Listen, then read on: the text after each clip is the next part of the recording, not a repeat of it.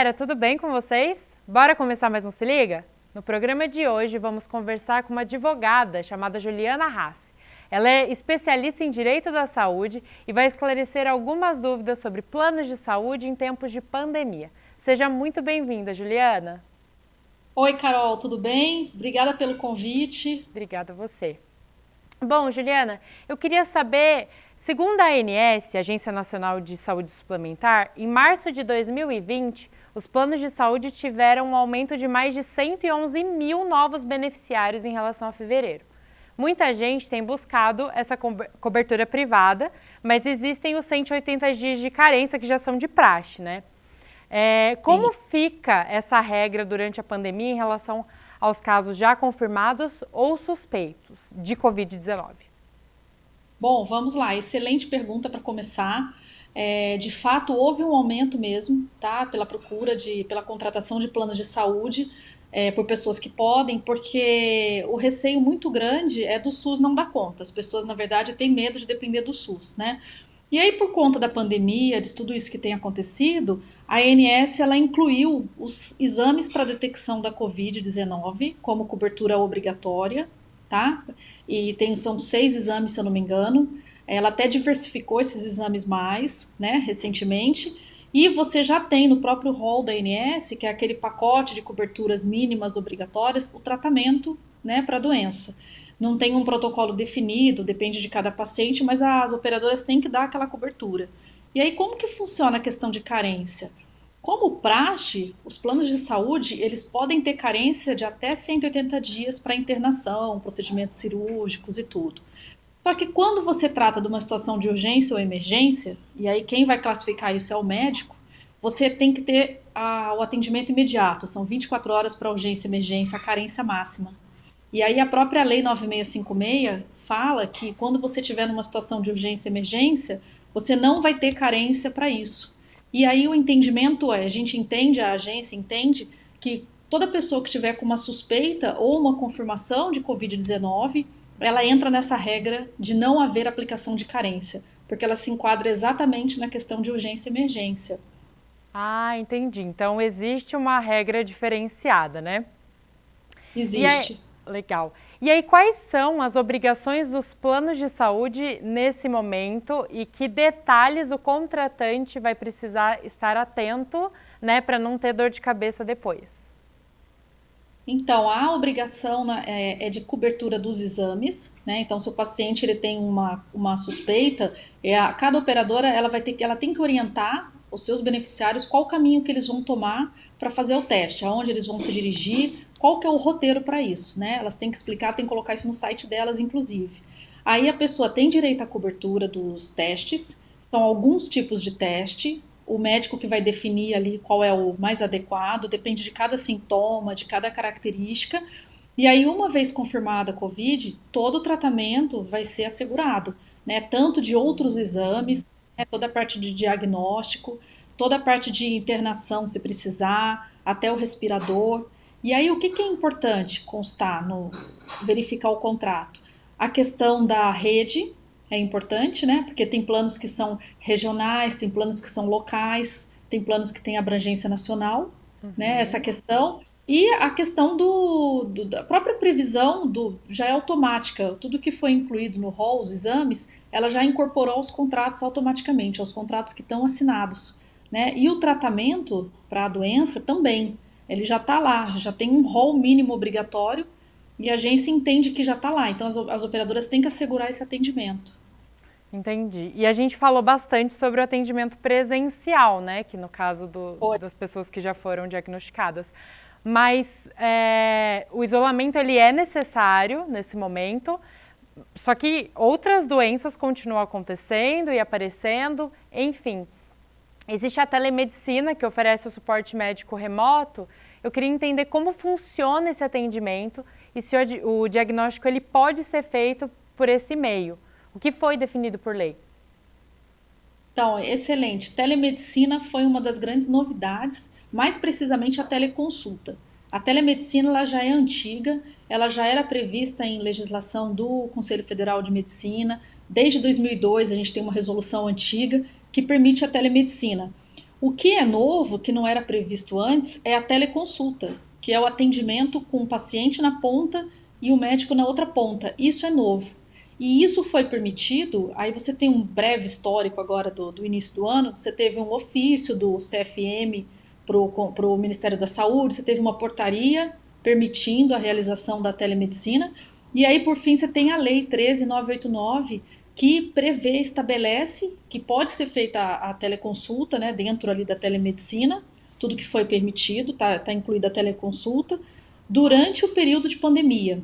Por quê? Porque o intuito é evitar o deslocamento excessivo das pessoas para tratar algumas questões que você consegue fazer à distância, né? Então, ela está permitida, é para qualquer especialidade.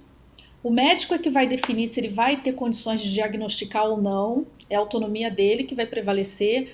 Então, por exemplo, você tem situações que você consegue fazer um diagnóstico por teleconsulta, né? Por exemplo, psiquiatria. Você não precisa tocar no paciente, não precisa pedir exames a mais. Cada especialidade que avalia, cada profissional médico que vai avaliar se consegue fazer o diagnóstico, mas ele é permitido, né? Além de outras modalidades ali, teleorientação, teleinterconsulta, que já tinha antes essa previsão. Os planos de saúde, como funciona? A ANS, ela também já entende que a consulta é uma cobertura obrigatória do plano de saúde. No caso da teleconsulta, ela nada mais é do que a consulta feita por tecnologia, né? Ela é feita à distância. Então, ela entende que isso foi automaticamente incorporado aos planos de saúde e as operadoras têm que oferecer essa opção para os seus beneficiários, tá? Ela não vai entrar na questão de valores, de negociação, de nada, mas a operadora tem que ter essa opção. É Então, ela está aí, importante. está permitida durante o período de pandemia. Entendi. Bom, e esse tipo, você já disse que esse tipo de atendimento acontecia de uma forma diferenciada, né? A telemedicina ela já acontecia anteriormente, mas Tá. já era uma tendência anterior. Os médicos eles buscavam pela possibilidade da teleconsulta? Então, a, a sociedade sempre teve um certo receio, e uma parte até dos profissionais médicos e também dos pacientes, existe um tabu, um preconceito, né, no sentido de que você afastaria mais a relação, ali afetaria, tornaria fria a relação entre médico e paciente.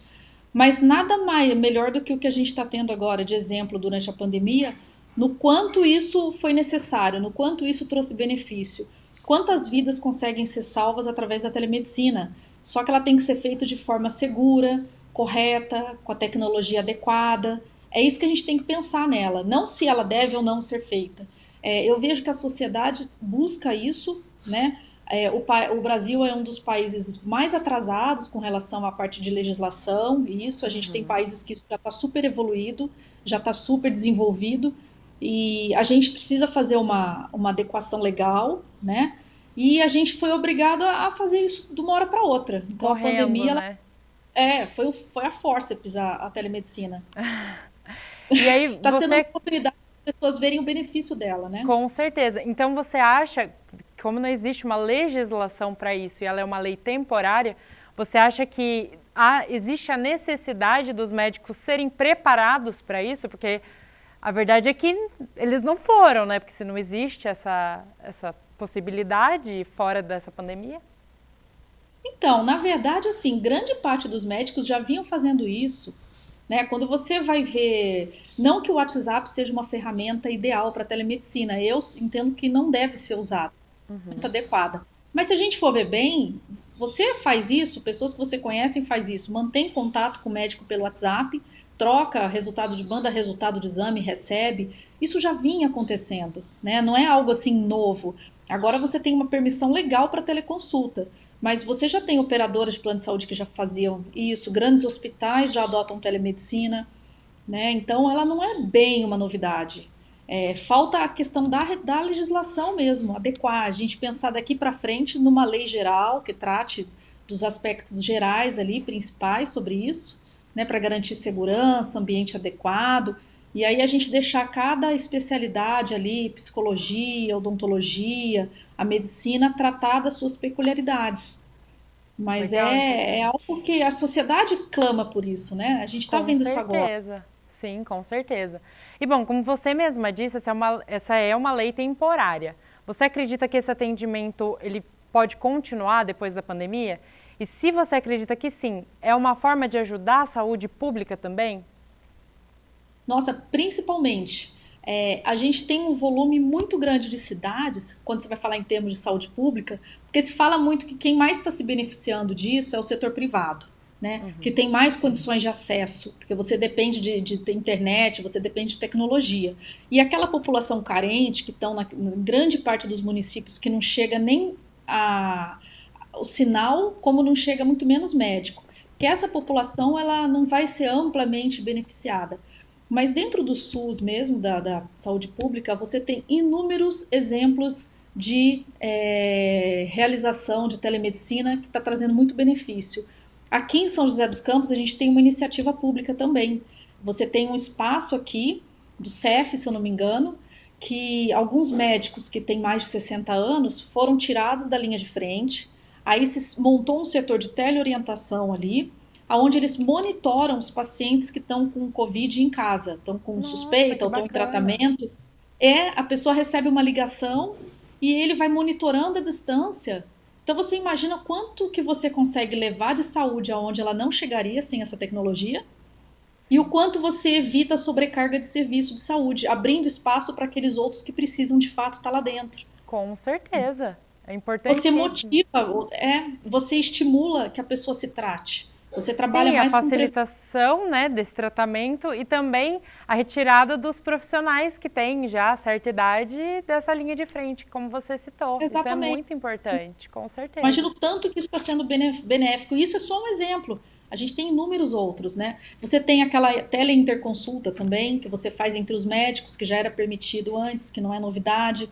Você tem casos de pacientes internados, por exemplo, tem situações que eu acompanhei em cidades muito remotas, assim, Manaus, por exemplo, que a gente está vendo que está complicado lá.